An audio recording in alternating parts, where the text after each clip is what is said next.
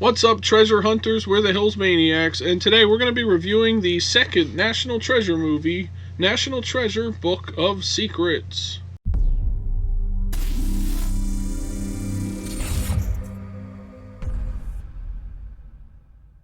So the reason we're doing this, and we did the previous review of the first National Treasure movie as well, is because there's a National Treasure series that premieres this week on Disney+.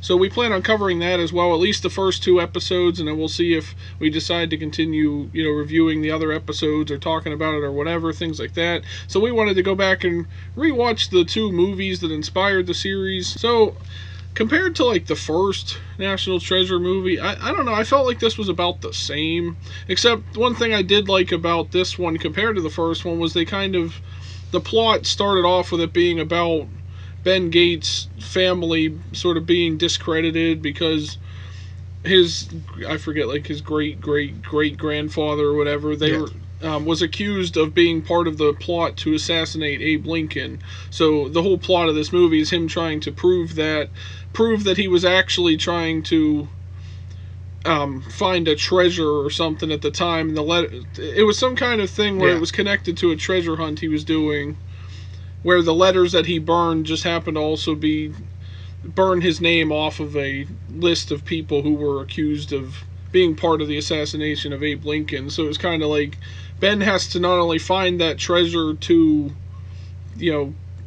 bring honor back to his family, but also because it's a treasure, he's got to find it. But I like that they at least had like a different reason for him wanting to find the treasure than just the first one was just him. He's a treasure hunter, so he wants to find the treasure or whatever. And that one also had to do with his family. Like they believed something existed and nobody else did, so they were crazy, right. So he had to go find it. But this one was more like he's trying to save his family from this, being slandered and all that kind of stuff. Right. I mean, he had to kind of do both, so it gave it that extra plot. Like, even if he finds the treasure, does that disprove that his ancestor was right? Like, does that not part of the plot? He felt that it did.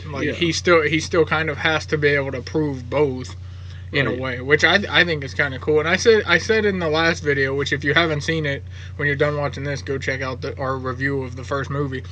I said in that video that I like the second one a lot better, and I think I do, just because even when we were rewatching the first one, a lot of the stuff that happened, I forgot happened in that one, because I thought it happened in the second one, because I liked the second one more, and yet I remember some of those scenes different but there's a lot of stuff that I remember from this, and this one, they actually go out of the country for a little bit. They go to London, and there's comparisons between things in London and the United States that they have Paris to, in there too. and Paris, and they have to kind of bring the clues back and connect them to something from this country, which I think is kind of cool. Like the Resolute desk in Buckingham Palace was made from the same wood that the desk in the White House, the president's desk in the Oval Office was made from. So they were saying that there's like a connection there. So if there's a clue in one of them, there might be a clue in another one. So they sneak into Buckingham Palace and try to find the clue in one of the drawers and all this kind of stuff. So it's a lot cooler than just stealing the Declaration of Independence, having a chase around Washington and then Philadelphia, and then ending up in a basement of some old church. This one, they kidnapped the president. Yeah, gutsy move. Yeah. But I like that the other countries that they went to weren't just like, hey, there's just a clue here. It was at least countries that are tied into American history. Like, we got the Statue of Liberty from France. So they went to France. We did? Yeah. So they went to France and things like that, So it tied in with real American history, which is what I liked about the first one as well. Like where they used real facts and fiction and sort of put it together where the story seemed to make sense. Right. I don't know. This one to me though just felt kind of like a little bit less exciting than the first one, because like there was a lot of clue hunting in the first one. This one didn't feel like there was that much in there, because I think they focused more on the family stuff. Like this time, Ben's mom is introduced in this one, so you get like played by Helen Mirren. Yeah, you get like the family dynamic there, and I think it spent a little bit too much time on this other stuff instead of the clue hunting and treasure map searching and all that stuff that they did from the first one. Right. So for me, it was like a little bit less of that, but it didn't like kill the movie for me. Or right. nothing. I mean, I can see your point, because even they focus at the beginning of the movie, where Nicolas Cage's character Ben Gates and his girlfriend or wife, I don't remember if they were married or not, were split. So Right. like they weren't together anymore after because this takes place how many years after the first one? I don't know. I think it's a few. I think. So they're no longer together, but she ends up helping them again. They did get the gang back together, and I liked that. Right. Even just like the first one, he had to basically pull them both back into it again. Stuff like that. But well, and even like you said, with his mom and dad both being in this, I kind of like that too. That it shows that each of them brings something different to the hunt for the treasure and the legacy of the Gates family name. Trying to clear that name, but also finding the treasure, and each of them can bring something different. Right. She can read, I think it was Latin or something, one of those like old languages. She can understand that. So if they can't figure out what the Latin means, she can, and then they did her get her dad, to translate his dad is very knowledgeable with the family aspect of it, and things that because it was stories that were passed down from generation to generation, so his dad has a lot of that in it, and then Ben is a lot of the history, not just his family stuff, but the history in general, so Right.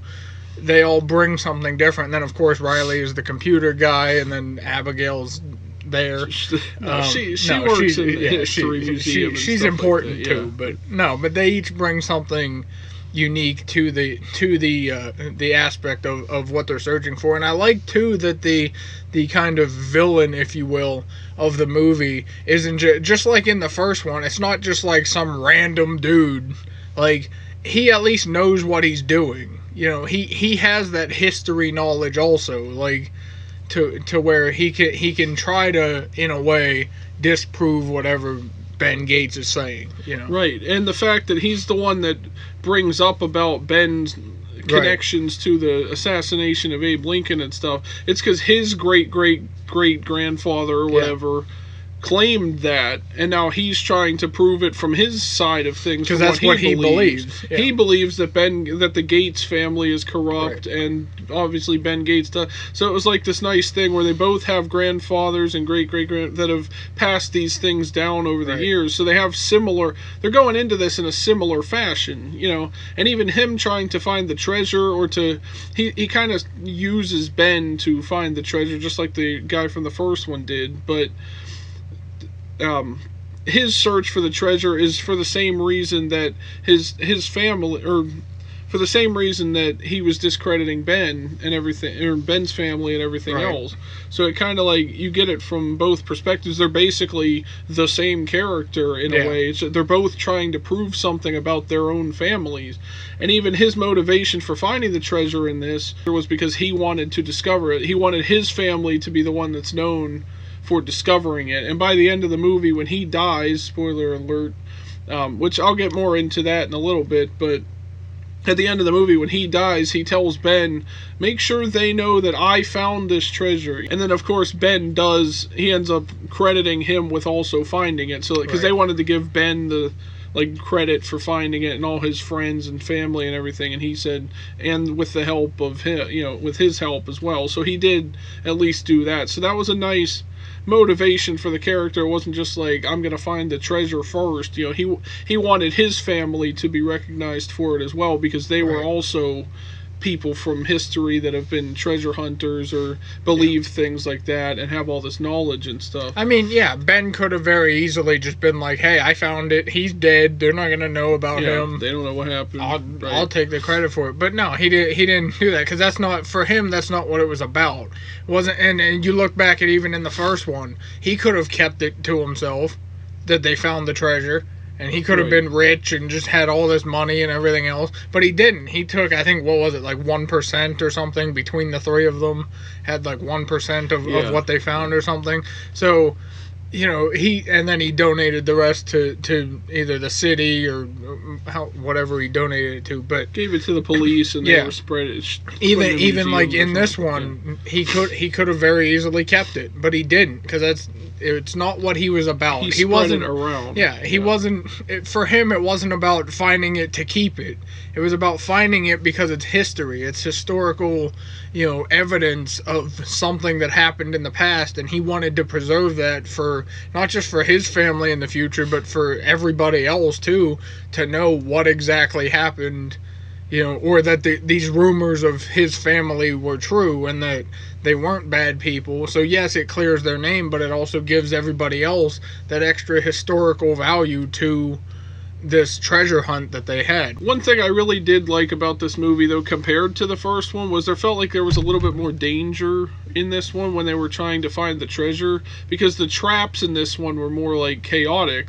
Like one scene in particular that I think was my favorite, there's one part where they end up on this sort of like balancing beam kind of thing. Like there's basically this giant square or slab of cement or whatever that they're standing on, and it's rocking back and forth. But the four of them they had to kind of work together to balance, or else the whole thing would tip and they'd all go down. So it wasn't like, oh well, if the villain betrays them, all three of them die. Like no, all four of them would die. Right. So they figured out there was a ladder above them. They had to each kind of go to one side, and like so the other guy could be propelled up and get on the ladder. So they had to figure out like the weight differences. Right, and that was a lot of fun to see, like how they calculated that, and how Ben figured out how to get out of that situation. And then later on, even when they find the treasure and stuff, after they drain the water that's in there and stuff, it still bursts out of the walls and stuff. Like I guess it was because it's so old, right? The walls and everything, so they all caved in, and the water comes in and it floods the whole place. And they all almost pretty much died because they had to hold, Ben and the other guy had to hold a door open for everyone else to get out, and then only one of them was going to be able to escape, and of course it was Ben, but because one had to stay back to hold the door open because the water was going out the door and they would have been sucked away by the current. So like it was kind of like this whole tense moment where like any one of them could have died at any time, and that didn't really feel that way in the first movie because they kind of just went down in the thing, and then they were left there, but by the villain in that one. Still somehow knew that there was a way to get back out. Yeah, but this one it was kind of like they got lucky that they were able to hold the door open long enough so that they could go. And Ben even sacrificed himself. He said, "I'll stay behind. You go. Like let my family get out of here and everything else." But the other guy did it instead. So it was kind of like. That's why he ends up. That's his redemption story, in this, essentially. That's why Ben ends up giving him part of the credit for finding the treasure.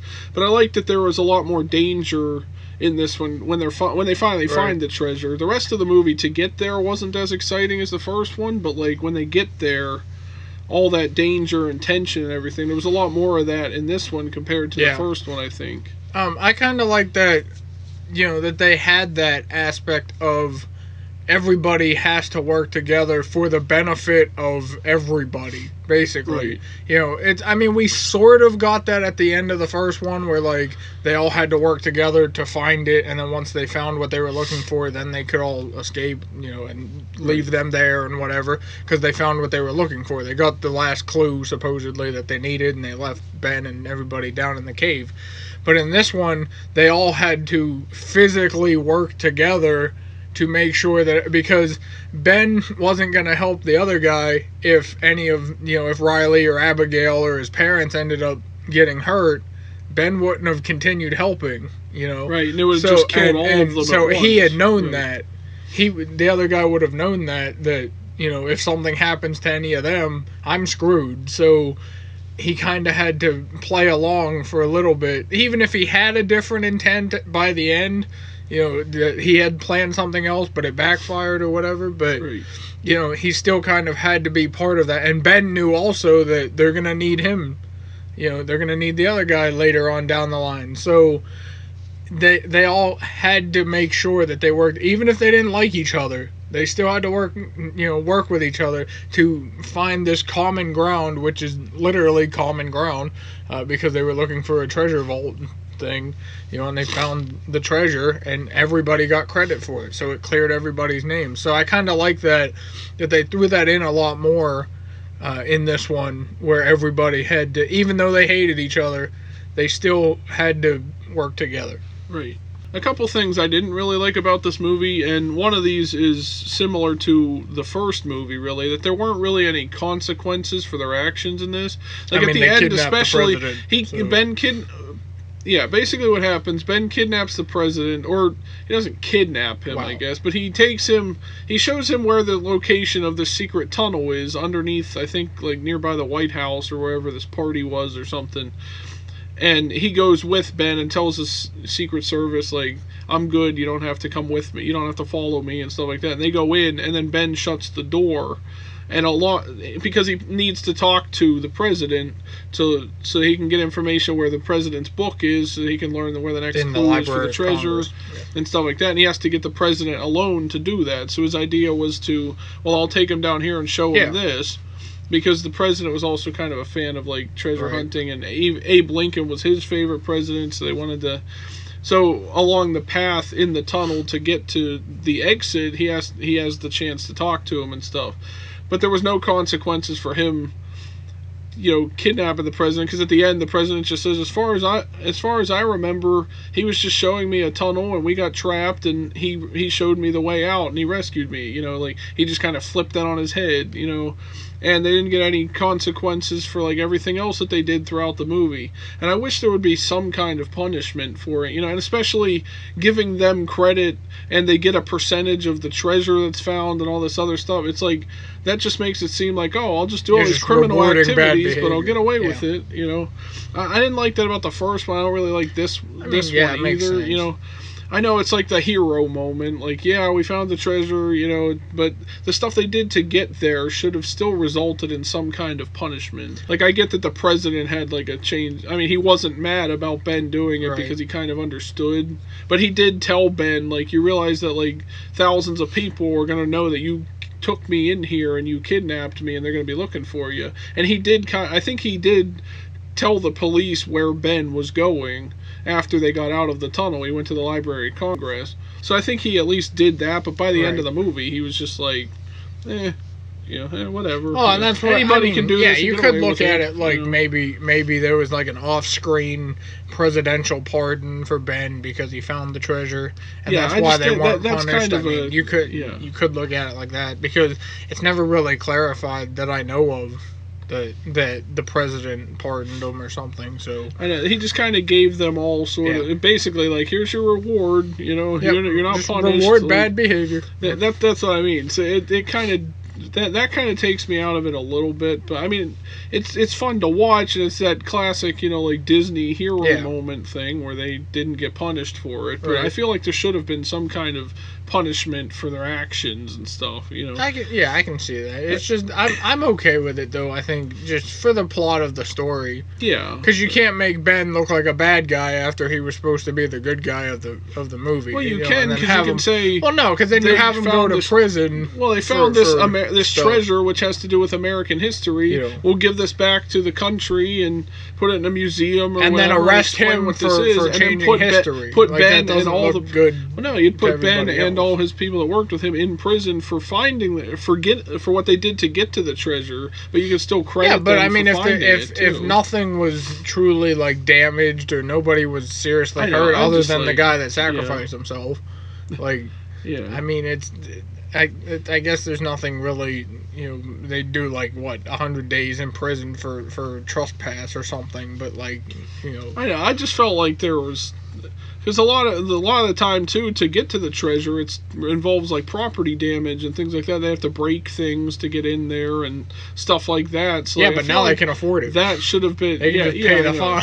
I feel like even if you have him get arrested, but he's out on bail soon and he can afford to pay the bail or something, at least, like, show that there's consequences for this. The other thing I didn't really like is how the main plot of it and the main focus of this movie, where it was about Ben's family being discredited was kind of just pushed to the side by the end when the villain tells him, like, I'm sorry I discredited your great-great-grandfather or whatever. I couldn't think of another way to get you to help me find this treasure. So it just kind of like pushed all that to the side. So it's like, well, that just kind of took away from the main plot, the more interesting plot of the movie, where it wasn't just finding the treasure, like I said earlier.